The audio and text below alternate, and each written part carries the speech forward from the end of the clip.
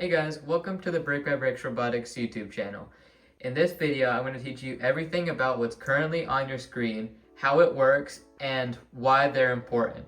If you like this video, please go down and hit the subscribe button so you don't miss out on any future videos. Without further ado, let's get into it. Okay, so the first thing you'll need to build a Spike Prime robot is the hub. This hub, when it's in the kit, usually comes in two parts. The battery, which obviously has all of these labels. Don't do anything bad with it because it could explode or catch fire. When it's out of charge, go recycle at the right place.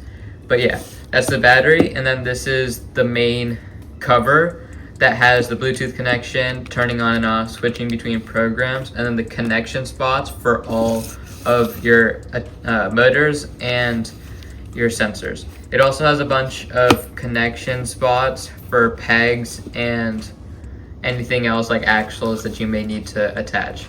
When you're putting these two together after they come in the kit, make sure that the power source like connection parts are together so that they actually click. Because here it can go down, but if I put it this other way, it just won't fit.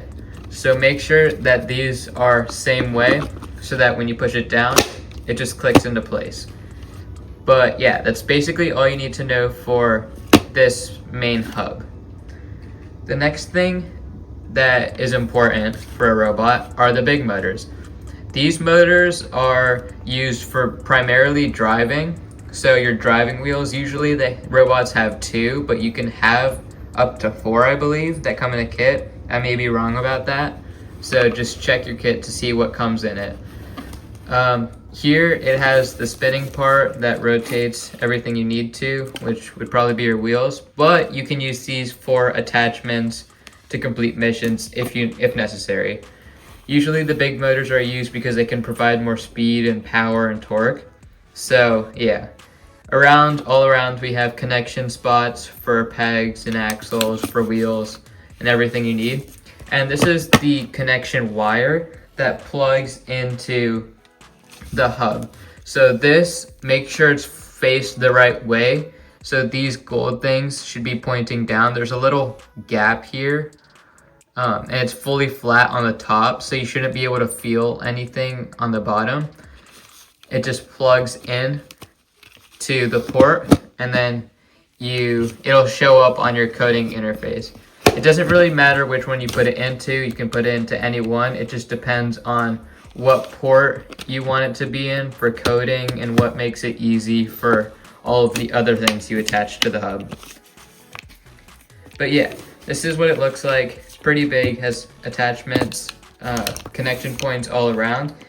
And the next thing we'll be using would be the smaller motor. So like this big one, it's got the same spinning part.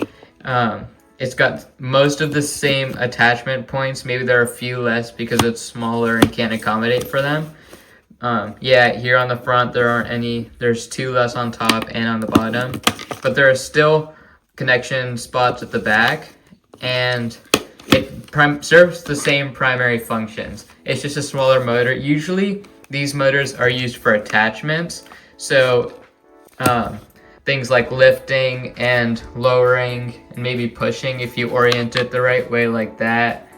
But yeah, these are usually used for attachments, and it's just a smaller version. It may not provide as much power as the big one, but otherwise everything else is pretty much the same. The next thing we'll be looking at is the caster wheel. This is what a caster wheel looks like. The whole idea of this is there's a little white ball in here that can spin freely.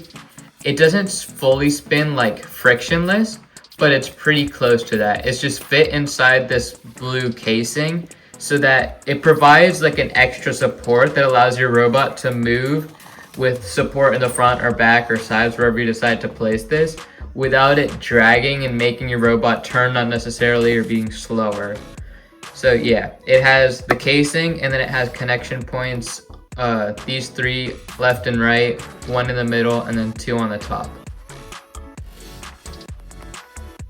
The next thing we'll be looking at is our big wheels.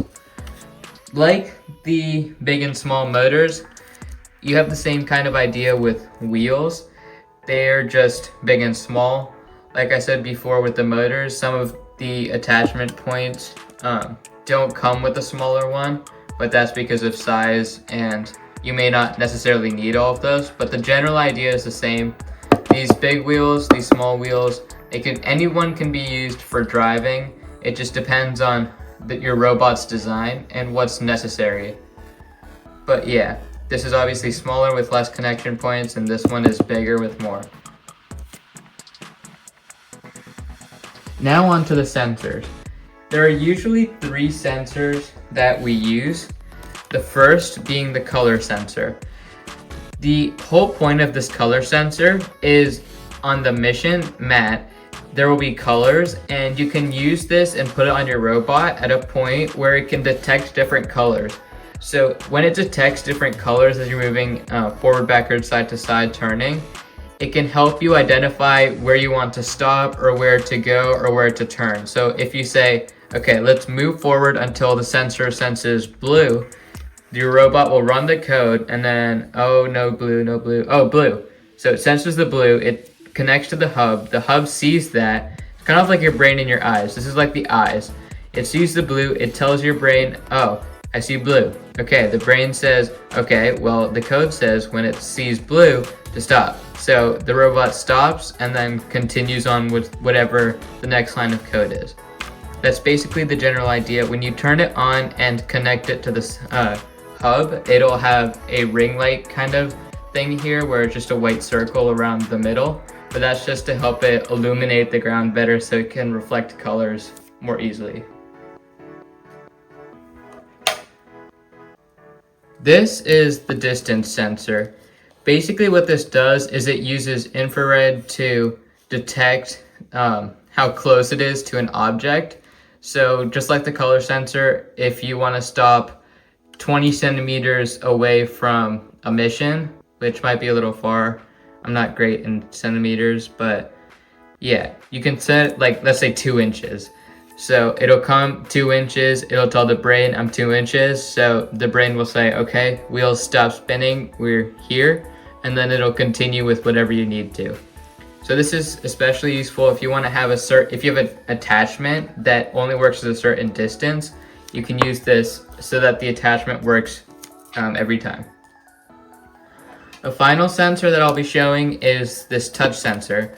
It's basically got this little shape out here. I don't really know how to describe it. It's kind of like a rectangle with a trapezoid on top with a cylinder in the middle. But its main job is to come up on something and press it. It's like spring-loaded so that whenever the sensor senses pressure on here, it relays that to the hub, and then it does whatever it needs to with that information. So let's just say touches something, oh, we gotta stop. So it touches, stops, and then continues on with code. This is useful for getting really close to something or trying to align with a wall, because when you touch the wall, you can say, okay, I've reached the end, this is the max I can go, let's go forward now. And that's basically it. So to review, we've got the hub, it's the brains, then you have your big motor, and you have your small motor. Same function, just different sizes, have slightly different serving purposes, but generally the same thing. Then same idea with your big and small wheels. One can be used for drive, both can be used for drive. They could potentially be used for missions or counterweights or whatever you need to do with them. Then you have the caster wheel that helps with support and balance and helping your robot move smoothly. Then we have the color sensor that detects colors and uses the light to help it read better. Then you have your touch sensor, which touches objects and senses how close it is. And then you have your distance sensor, which does the same. It's kind of like a touch sensor and a color sensor combined. So it serves the same purposes, detect something, how close it is, how far it is, and then you can do whatever you need with that.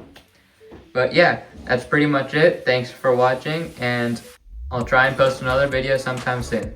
Thanks.